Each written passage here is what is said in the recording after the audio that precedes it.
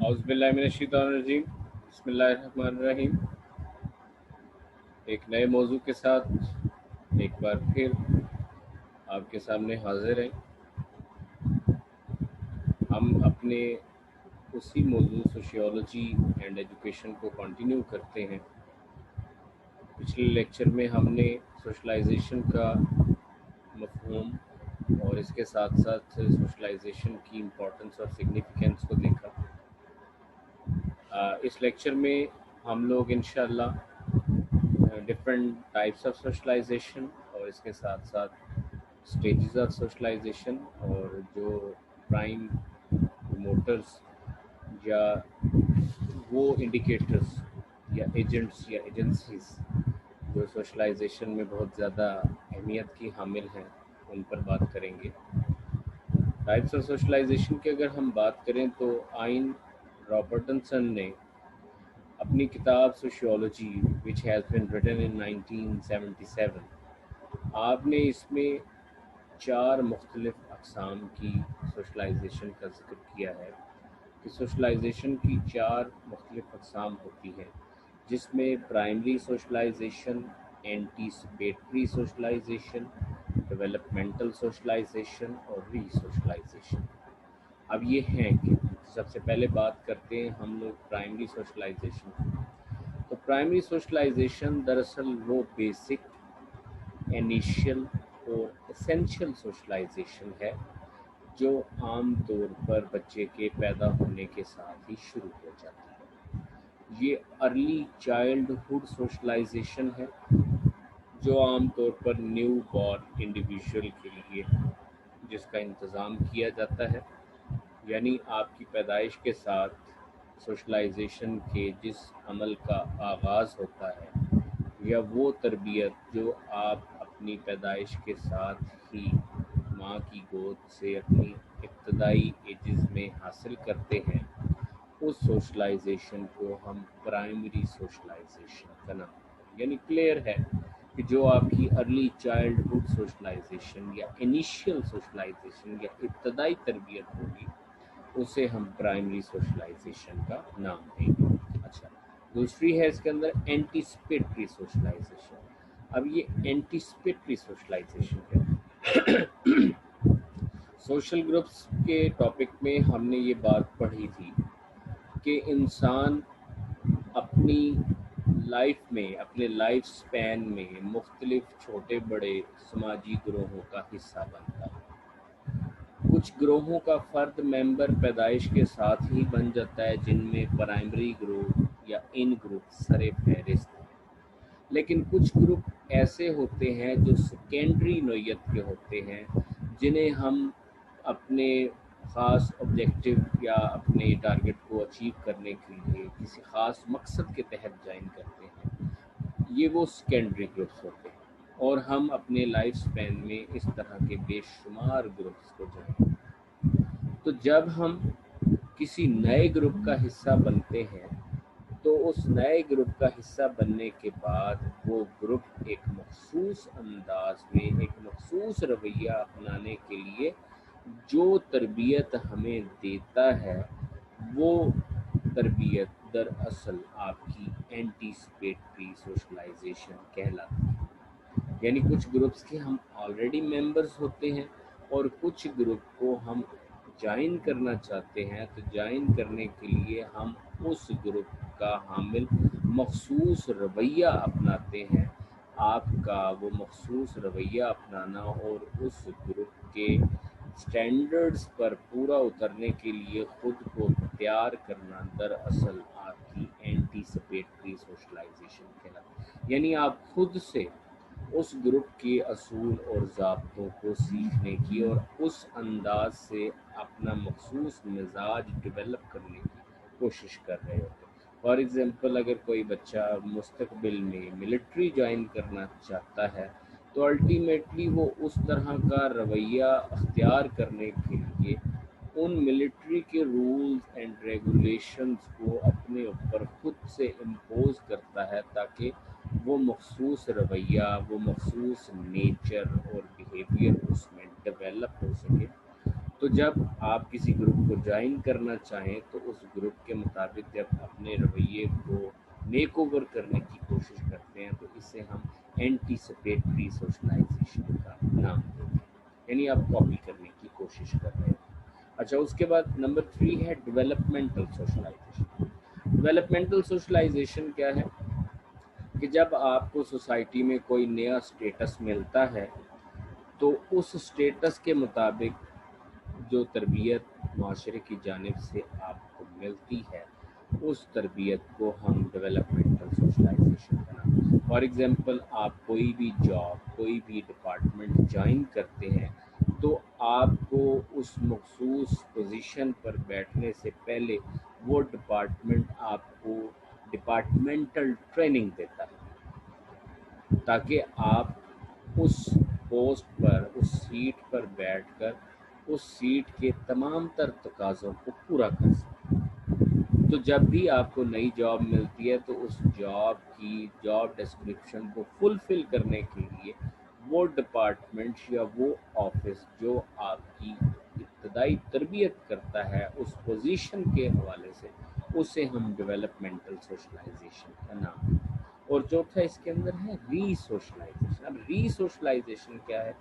ری socialisation ایسے ہے کہ جب آپ کا سٹیٹس یا آپ کا سوشل رول یا آپ کی پوزیشن بالکل تبدیل ہو جائے۔ فار ایگزامپل، آپ بیچلر ہیں اور بیچلر ہونے کے بعد جب آپ کی شادی ہوتی ہے تو آپ لڑکے سے ہسبینڈ بن جاتے ہیں، اور ہسبینڈ ہونے کی حیثیت میں آپ نے کیسے بیہیو کرنا ہے، سوسائٹی اس اعتبار سے بھی آپ کی تربیت کرتی ہے۔ اس طرح سے ایک بچی ہے، لڑکی ہے، ابتدا میں وہ ورجن بیچلر ہوتی ہے اور جیسے ہی اس کی شادی ہوتی ہے تو وہ لڑکی سے وائف ہو جاتی ہے، اور وائف ہونے کے اعتبار سے اس نے کس طرح سے بیہیو کرنا ہے، سوسائٹی اس اعتبار سے بھی فرد کی سوشلائزیشن کرتی ہے۔ تو جب بھی آپ کا سوشل سٹیٹس یا رول ریڈیکلی چینج ہوتا ہے تو اس ریڈیکل چینج کی صورت میں سوسائٹی جو آپ کی تربیت کا انتظام کرتی ہے کہ آپ ایک نئے منصب کو حاصل کرنے کے بعد آپ نے کس طرح سے وہ رویہ اختیار کرنا ہے، آپ کا مزاج کیا ہوگا، آپ کی سوچ کیا ہوگی، آپ کا بیہیویئر کیا ہوگا، ان تمام چیزوں کے حوالے سے سوسائٹی ہمیں لازماً ٹرینڈ کرتی ہے۔ تو جب آپ کا سٹیٹس چینج ہو اور اس چینج سٹیٹس کے اعتبار سے جب سوسائٹی آپ کے لیے ایک مخصوص تربیت کا ایک نئے سٹیٹس اور رول کو پرفارم کرنے کے لیے ایک نئے فیس کو سامنے لے کر آنے کے لیے سوسائٹی جو آپ کی تربیت کرتی ہے اسے ری سوشلائزیشن کا نام دیا جاتا ہے۔ تو یہ 4 بنیادی اقسام ہیں تربیت کی، ایک پرائمری سوشلائزیشن، اور دوسرا آپ کا اینٹیسپیٹری سوشلائزیشن، تیسرا ڈیولپمنٹل سوشلائزیشن، اور چوتھا ری سوشلائزیشن۔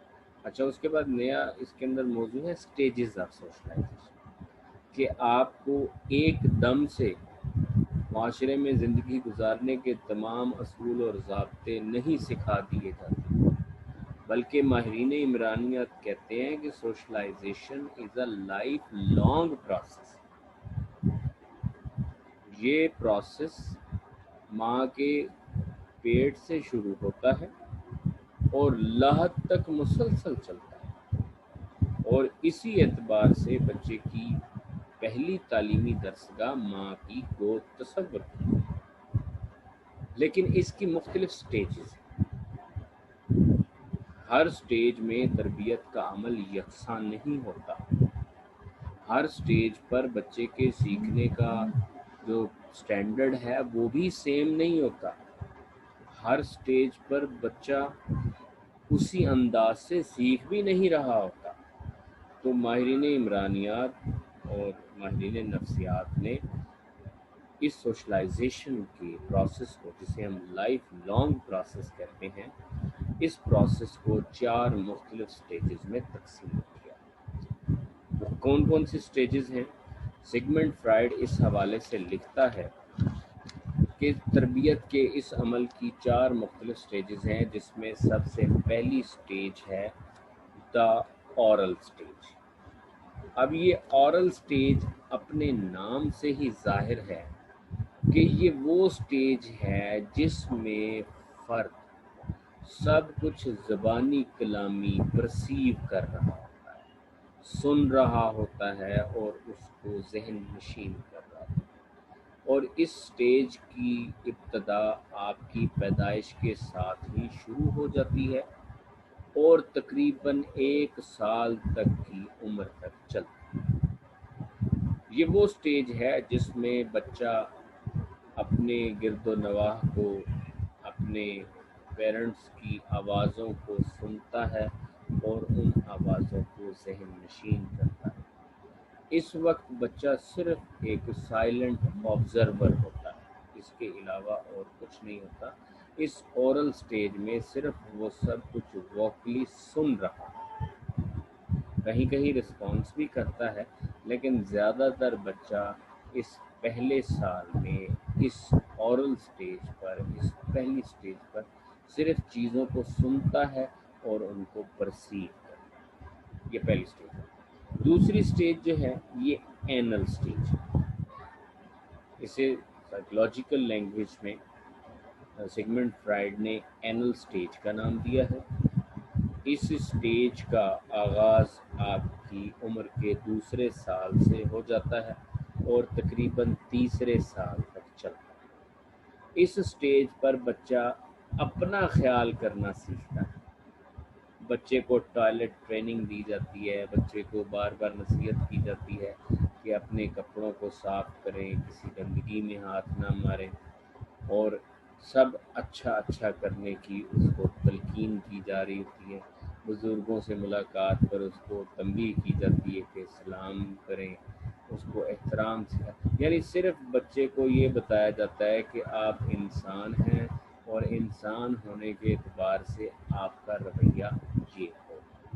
یہ دوسری سٹیج۔ تیسری جو سٹیج ہے وہ آئیڈیپل سٹیج ہے۔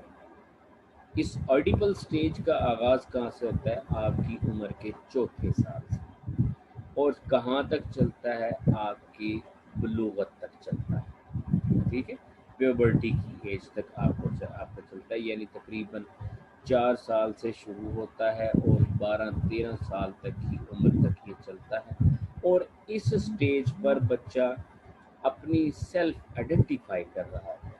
کیسے سیلف آئیڈینٹیفائی کر رہا ہے؟ کہ اس ایج پر خاص طور پر یہ ڈکلیئر کیا جا رہا ہوتا ہے کہ یہ لڑکا ہے تو اس نے ایسے بیہیو کرنا ہے، اور یہ لڑکی ہے تو اس کا بیہیویئر اس طرح کا ہوگا، ٹھیک ہے۔ یعنی ہماری اس سوسائٹی میں کچھ بیریئرز ہیں، کچھ لمٹس ہیں، کچھ لمٹس کو لڑکوں نے فالو کرنا ہوتا ہے اور کچھ لمٹس کو لڑکیوں نے فالو کرنا ہوتا ہے۔